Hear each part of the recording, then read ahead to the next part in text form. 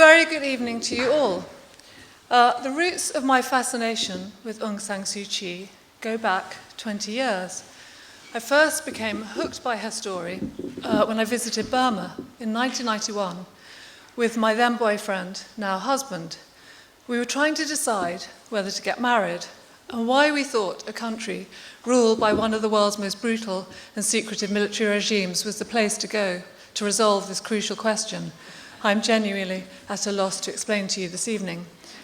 But there we were, on a government tour, with a government minder, only allowed to travel on government buses, and wherever we went, the Burmese would sidle up to us, anxious to confide and share the depths of their misery and despair.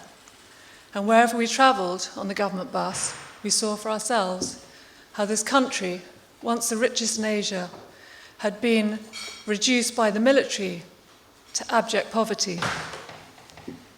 Though Suu had been under house arrest for 2 years by then, she had just won a landslide victory in the 1990 elections.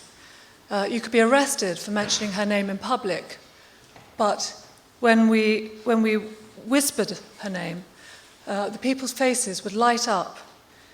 As you're probably aware, Suu is the only daughter of a great Burmese hero, General Aung San, who was assassinated in 1947 when she was only 2. And many Burmese see her as the reincarnation of her legendary father. There was even then a fable-like quality to her story. I could see that she was the only thing that offered these profoundly demoralized people any hope. And in the years that followed, I could never forget that sense of a land and people in darkness waiting for Suu to step from the wings, like Aslan in Narnia. I'm a filmmaker and a writer, and over the years I've made a number of films about prominent women of our times. And so when I decided to embark on a screenplay about Aung San Suu Kyi 4 years ago, it was because I wanted to celebrate the work of a woman who is one of the great human rights campaigners of our times. But I was also uneasily aware that it's rather more straightforward to make a sinner compelling than it is a saint. First slide, please. You will all have seen the images of Suu Kyi on her release from house arrest at the end of last year. A woman of immense courage who spent much of the last 22 years under lock and key because of her determination to bring democracy to Burma. You are probably aware that she was married to the Oxford academic, Dr Michael Aris, with whom she has 2 sons, and that once she got caught up in Burmese politics in 1988, she's only been allowed to see her sons very fleetingly. You're probably also aware that Dr Michael Aris died in 1999 without ever being allowed to say goodbye to her. What is less well known is that Dr Michael Aris was quite as remarkable in his courage and resolve as his wife. It was only when I began to talk to their friends and family that I discovered how tirelessly and discreetly he had worked behind the scenes, both to support her and to try and keep her safe in that last 10 years of their marriage. And I quickly realized that here was my film, a poignant love story, one that had all the makings of an old-fashioned Hollywood epic. And yet it was a story that, for reasons I will come to, has never been told until this evening. Have the next slide. So how had the lives of 2 people raised on different sides of the world ever intersected? Well, Sue and Michael met when Sue left Burma to come to Oxford University in 1964 to study philosophy, politics, and economics. Dressed in a traditional lungi, with a flower always in her hair, she cut an arrestingly beautiful figure, and Michael was instantly smitten. Michael was studying modern history at Durham, but had always had a particular passion for Bhutan, Nepal, and Tibet, and in Sue, he found the romantic embodiment of his great love for the East. They made a striking contrast. Michael was tall, blonde, blue-eyed. He loved to smoke and drink and was gregarious, holding forth in a rolling theatrical voice. Sue, on the other hand, was tiny, dark-haired, teetotal, and extremely reserved. But I think in many ways her 3 years at Oxford had left her caught midway between East and West, and in Michael she felt she'd found a way of uniting her two worlds. But when she accepted his proposal, she struck a deal. If her people should ever need her, she would have to return to them, and Michael unhesitatingly agreed. Sue and Michael married in 1972, and when he was offered a junior fellowship at Oxford, they settled in leafy suburbia.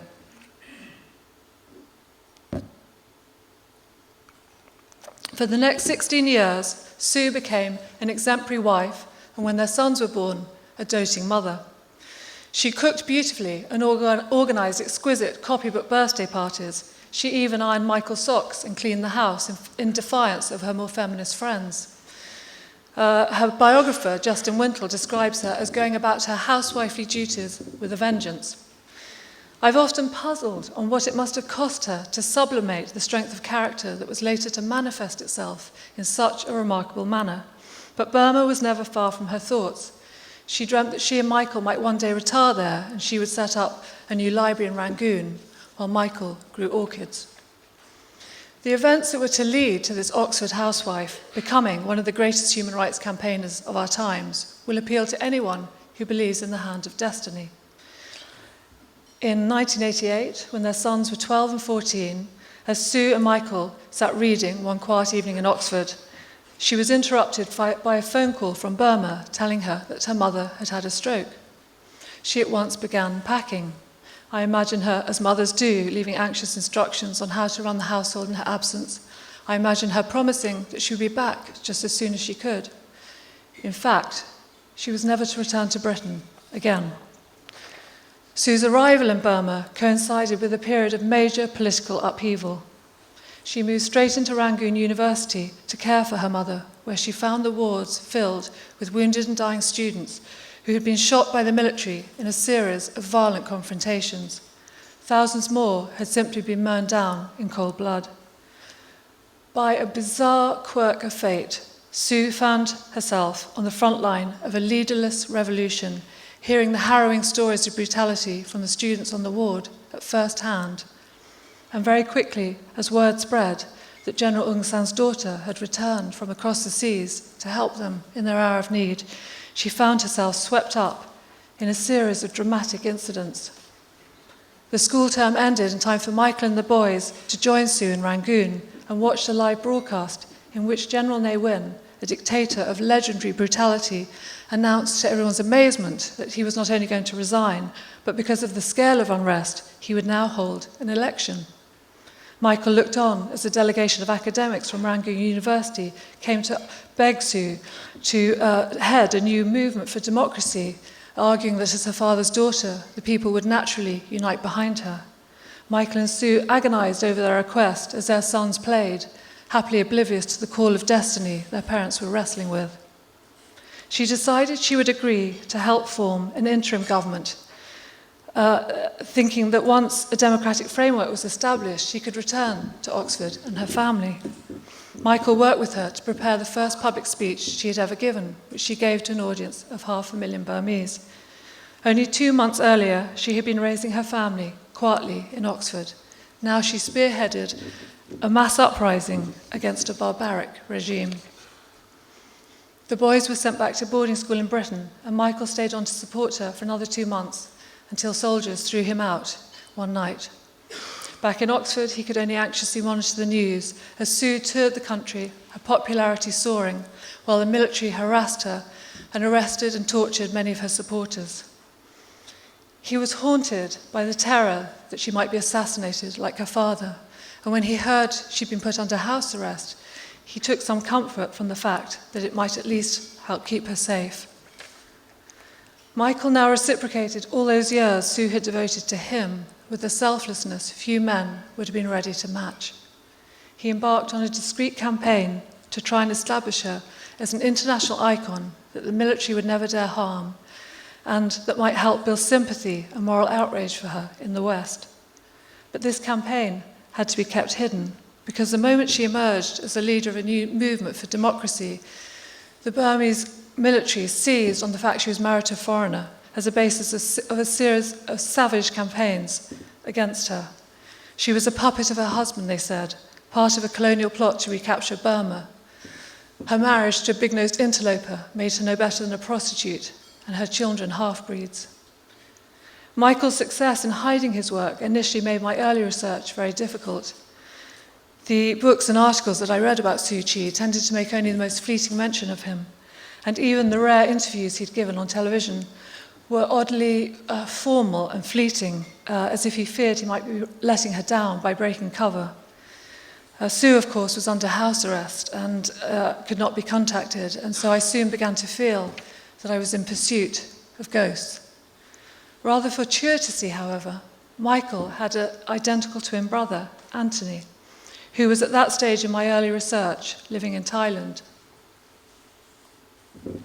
This is Anthony on the right and Michael on the left. After Michael's death, and with Sue still under arrest, Anthony had become the keeper of the family flame.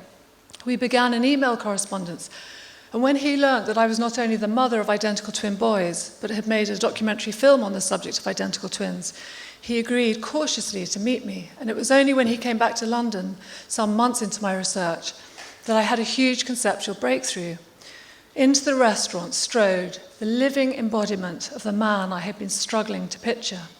And though everyone says Michael was a much more serious character than his brother, I came away with a vivid insight into who Michael must have been, not reserved at all, but a little like his brother, a big-hearted and rather eccentric man whose devotion to Sue had been fired by a wildly romantic nature. Can we have another slide? Anthony told me that once Sue was placed under house arrest, Michael decided to gather a collection of essays by her and about her that would become a book, Freedom from Fear, and form part of a submission to the Nobel Peace Prize Committee. And while he waited for their verdict, haunted perpetually by anxiety, he chain-smoked and took long walks to try and keep depression at bay. Later that year, when Sue was awarded the Nobel Peace Prize, Michael and the boys flew to Norway to accept the award on her behalf, and Alexander, their eldest son, made the acceptance speech. I like to hope that in her heavily guarded compound, Sue might have heard extracts on the World Service. They had hoped it might take a few months, but the months were slipping into years, and the boys were growing into young men. For the next 5 years, Sue had to remain under house arrest and in intense isolation. She sustained herself by meditating, reading widely on Buddhism, and studying the writings of Mandela and Gandhi. Michael was allowed only 2 visits during this period, snatched intense times, the first of which he described as amongst the happiest of our many years of marriage. Of course, it was a very particular kind of imprisonment, because at any time she could have asked to be driven to the airport and flown home. As her brother-in-law said to me, they would have rolled out the red carpet for her, but neither Sue or Michael ever contemplated her making such a request. As a historian, even as Michael agonized and continued to pressurize politicians behind the scenes, he was always aware they were part of history in the making.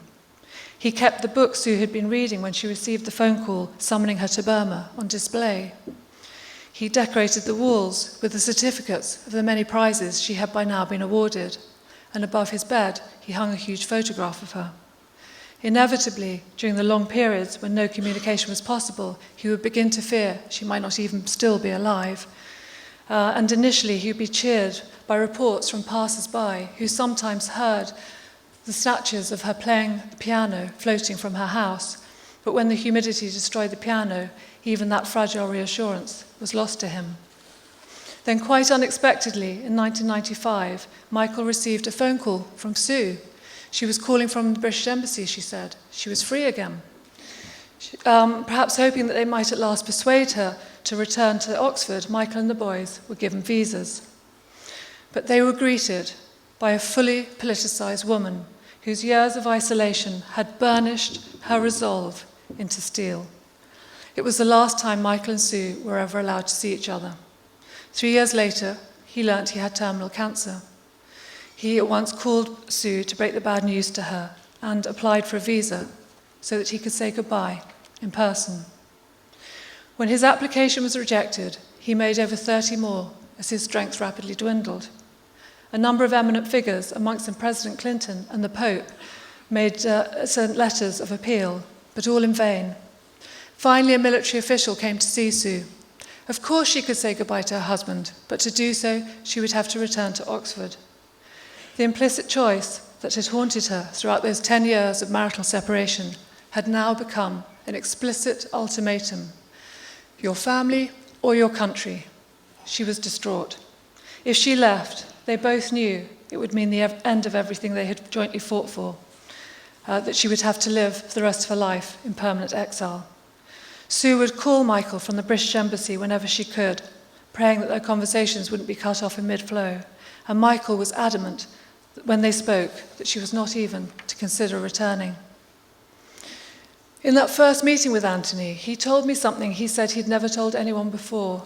He said that when Sue realised she would never see her husband again, she put on a dress in his favourite colour, tied a rose in her hair, and went to the British Embassy, where she recorded a farewell film, in which she told him that his love for her had been her mainstay. The film had to be smuggled out, only to arrive 2 days after Michael died. With characteristic steel, Sue herself has always deflected any attempts to discuss her suffering. When a journalist put it to her that her marriage had all the makings of Greek tragedy, she gave him short shrift. She reminded him she had made a choice. And it was the unwavering tenacity with which she has always held to this choice that filled me with a deepening awe as I wrote. The poignancy of the Aris family's sacrifice has always been compounded by how little political progress has actually been achieved despite the 22 long years she had stood so firm, and inevitably some have wondered if the personal cost could really be justified. Yet as we watch dictatorships tumble one after the other across the world, the Burmese military have finally announced political reforms. Hoping to accelerate the process, Obama has decided to send the highest level US diplomat to visit Burma, and Hillary Clinton, while Sue herself confirmed last week that she will be standing in the next by-elections.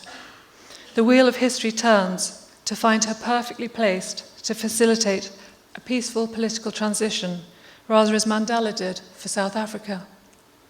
So perhaps Michael and Sue's mutual dream of democracy, a dream shared by 59 million Burmese, might finally be underway. I'd like to end with a line from Yeats that might have been written for Michael Aris. How many loved your moments of glad grace and loved your beauty with love false or true, but one man loved the pilgrim soul in you. Thank you.